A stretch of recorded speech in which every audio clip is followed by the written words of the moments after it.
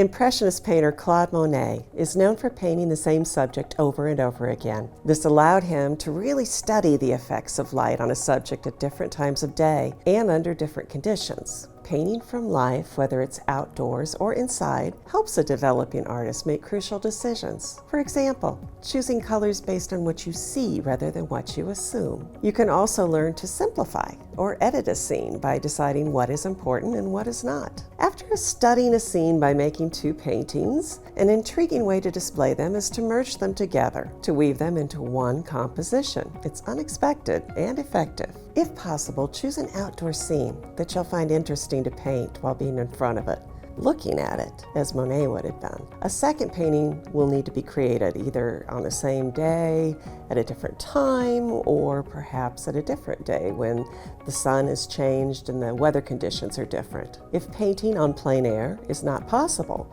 you can always set up a still life indoors with a directional light that can be changed to make the image look different. You could work from two photos, as I'm going to need to do in this video, or create the same scene in two different mediums, such as one in drawing mediums and one in painting. You can sketch the composition lightly first. I've done this on both sheets. You'll want to make sure you fill the entire sheet all the way up to the edges.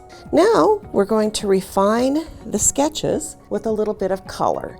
And I don't really want to make this into a painting lesson, but I wanted to show you this brush because this is a little bit different than a traditional paintbrush. This is an Aquaflow brush. It has water on the inside of the barrel here.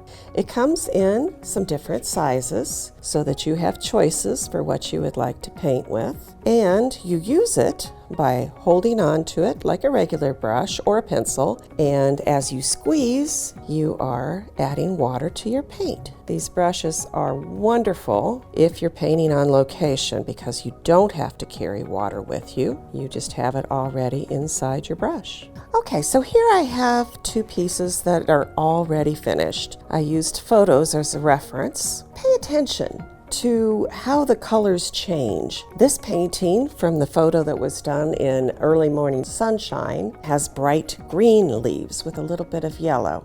We know that the leaves are green. We know that the daylilies are yellowish orange. But if you pay attention to the changes later on in the evening as the sun was setting, there's a cooler, deeper blue in the shadows underneath. And the lilies are lit very differently. So take one of the paintings and turn them over. This will be the warp, or the structure on which the weaving will take place. On a traditional loom, this would be the vertical strings that stay in place while the fibers are being woven in and out between these. Now we could make these simple horizontal lines like that, or if you'd like to use diagonal lines to make it more interesting and add some perspective, we have templates available on our website. You can use these to trace and give the impression of perspective. I think I'm going to use this one.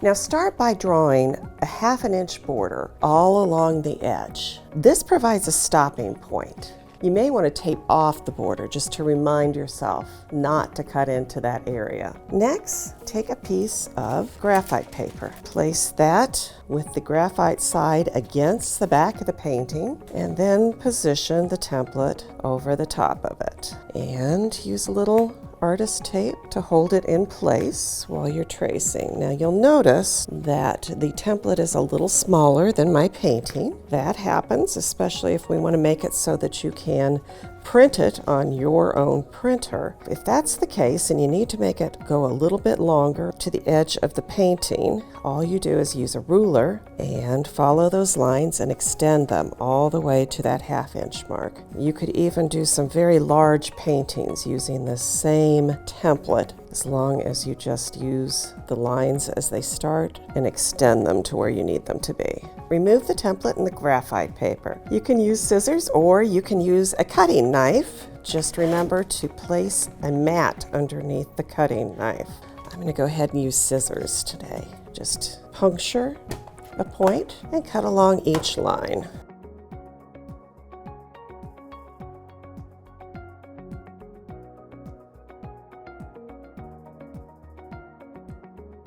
turn the painting over so the weaving can take place from this side. First, we'll need to cut the second painting.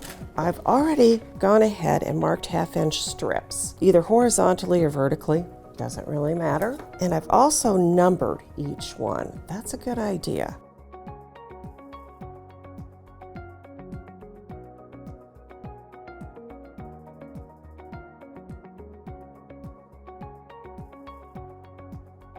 Now you could start at one end and weave to the other, but I find it best to start somewhere in the middle, usually at a focal point. I'm going to start with this center right here, and this is just going to be a very simple weaving, in and out, just as you would do if you were using fibers. Kind of find the position that it goes to, line it up here, and then on the back side I like to tape it down. That will help it from moving around too much. I can always remove the tape if I need to. And to the next weaving part, we'll do the opposite. So we'll start by going beneath this piece right here and over.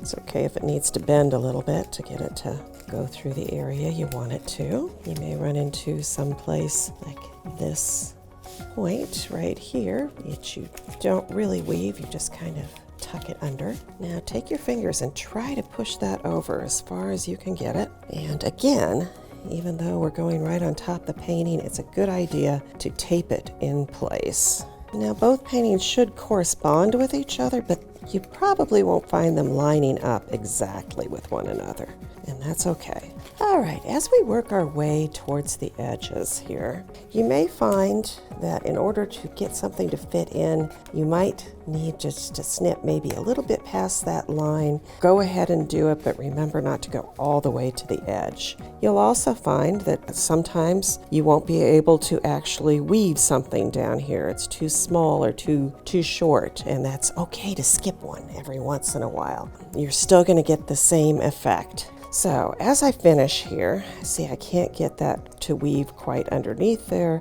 so I will skip that one.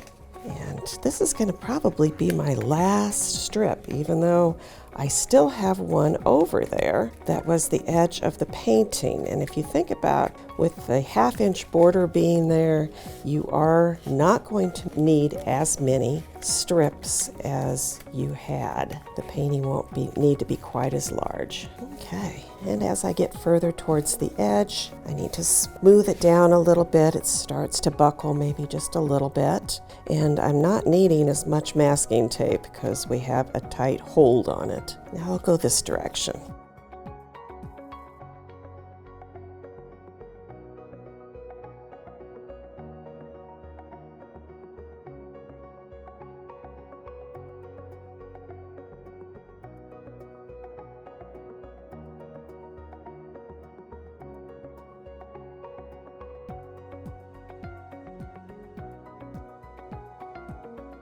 You can discard any unused strips that don't make it to the end. And at this point, it's a good idea to secure each loose strip on the front side and the back side with just a little bit of glue so that they don't unweave themselves. Now the eyes see one scene, 2 impressions of a lily, all woven into a single composition with that built-in perspective. Templates ranging from very simple to complex are available as part of a free printable PDF at dickblick.com lesson plans.